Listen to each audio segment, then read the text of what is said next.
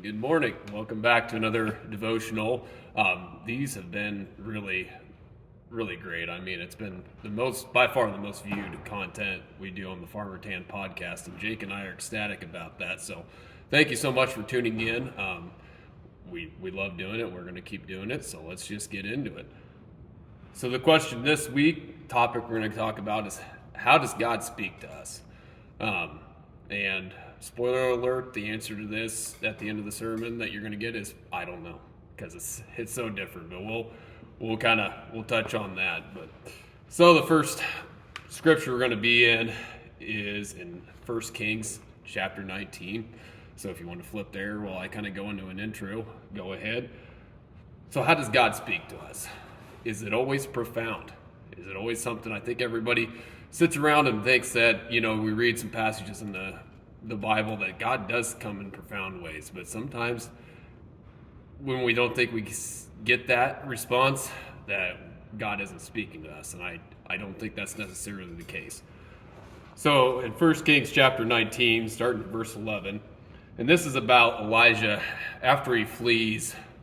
And this is another ironic story. He had just proven to the whole nation that the prophets of Baal, this was the showdown where there were 200 prophets of Baal, and Elijah were there, and basically he called down fire, looked up the altar and all that, all the water and everything. So if you want to read that, you can go back and read that.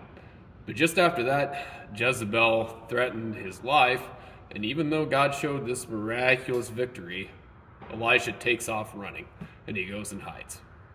So he's just made it to his cave, and God's coming to speak to him. So starting at verse 11, it says, "Go out and stand before me on the mountain," the Lord told him. And as Elijah stood there, the Lord passed by, and a mighty windstorm hit the mountain. It was such a terrible blast that the rocks were torn loose, but the Lord was not in the wind. After the wind, there was an earthquake, but the Lord was not in the earthquake. And after the earthquake, there was a fire, but the Lord was not in the fire. And after the fire, there was the sound of a gentle whisper. When Elijah heard it, he wrapped his face in his cloak and went out and stood at the entrance of the cave. So you would think, as big as God is, and as what he is capable of, he would have shown up in those instances, an earthquake, a fire, and a mighty wind. But Elijah, having a relationship with God, knew he wasn't in those events. He stayed hidden in the cave. And that's kind of how the world works today, or can work. If you hear a loud noise of people saying, "Hey, over here," stay in the cave. That might not be from God. Or you say, "Hey, go this way." Make sure it's from God before you go out and go that direction and follow what the people say, because it might not be in that loud noise either. It could come in a gentle whisper. So, well, hey, if God speaks in whispers, do we need to be silent and still? Answer that question, maybe, but not necessarily.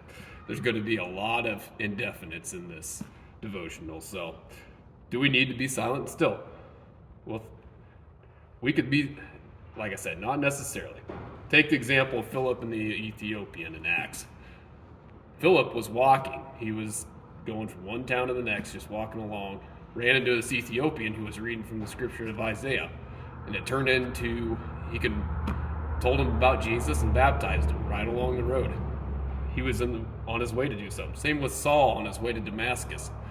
When Jesus revealed himself to Saul, Saul was in the middle of doing something. He was riding, going to do whatever Saul was doing. I think you got to get the gist of what Saul was up to those days. And then Peter and Andrew, what were they doing when Jesus called them? They were fishing. Same with Matthew. Matthew's kind of the Old Testament version of TurboTax before that came. So he was kind of collecting taxes, telling people what they owed, keeping a ledger. He was doing that when Jesus called him. So that doesn't mean we need to sit silent, be still, and wait for God to come call us. And it's different for everybody. Think about how you speak to different types of people. How do you talk to your spouse versus your friends versus a complete stranger? Do you talk to them all the same way? Of course you don't. It kind of reminds me growing up, about this time of year, my brothers and I, we'd be cooped up in the house in the winter for a couple months, getting a little rowdy and hard to deal with, and Mom would probably be getting after us about something. The phone would ring and pick it up, and a completely different person, tone of voice and everything changed when she answered the phone. And that's the same thing. We talk to different people different ways. So why wouldn't God speak to us in different ways? Just like he called people throughout Scripture. Moses, he did it through a burning bush. Very shock and awe. With Gideon, he did the fleece. Gideon was pretty timid. So he did it hey, let the fleece be dry, let the ground be dewy. God did that. Well, that's impressive, but how about you do it the opposite way this time? Well, God did that. Then going into battle, he let Gideon overhear the conversation of his enemies. And then Ezekiel, he had visions, very profound visions. God coming down on his throne by the river. And all these, so it was a completely different way of communicating with each of these people that God called. And then, are you listening? Are you really listening for what God calls, or do you just want to do what you want to do and you're waiting for God to reinforce that? Are you just waiting for God to tell you what you want to hear? Are you truly open-minded to what he might have planned for you? And it could take a while. Moses was about 80 when he got called to save the Hebrews out of slavery. So it could be old, but it'd also be young. Timothy wasn't that old, Paul writes, giving him encouragements because he's like, don't let people put you down because you're young. So it could come at any age. So to answer, I said at first, there's not going to be a real clear answer to this because honestly, I don't really know. This is something I'm still trying to figure out. I don't have a clear answer on it, and I haven't really heard anybody who does because it's different for each individual.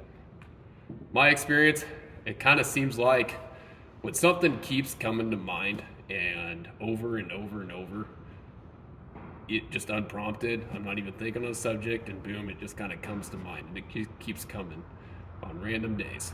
So, it's like, I should really invite this person to church or Bible study, and then I don't. And then a few days later, boom, they come to mind again. A few days later, it comes to mind again for no reason at all. I think that's kind of how God talks to me.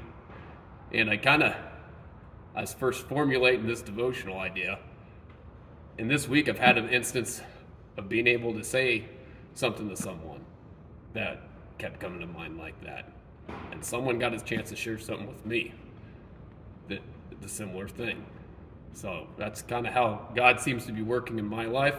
Like I said, it could be different depending on your relationship with God. Let's go back to how you talk to different people. Are you and Jesus so close you're as close as a spouse? I bet you're going to hear Jesus a different way than if you just are acquaintance with Jesus. Or are you a stranger? Do you imagine God and Jesus are going to talk to you the same way if you're as tight as a spouse than if you're just kind of a passerby? It's probably not. So it depends a lot on how your relationship is. Are you that close? You can talk that intimately.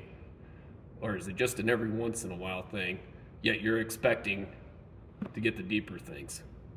So, thank you so much for joining. I know this one kind of went a little longer than I expected, but I don't know. Like I said, things came together this week. I had a couple of those conversations that don't come along very often, but that's kind of how I feel like God speaks to me. So in the end, how does God speak to you? I don't know. Hope you find it out.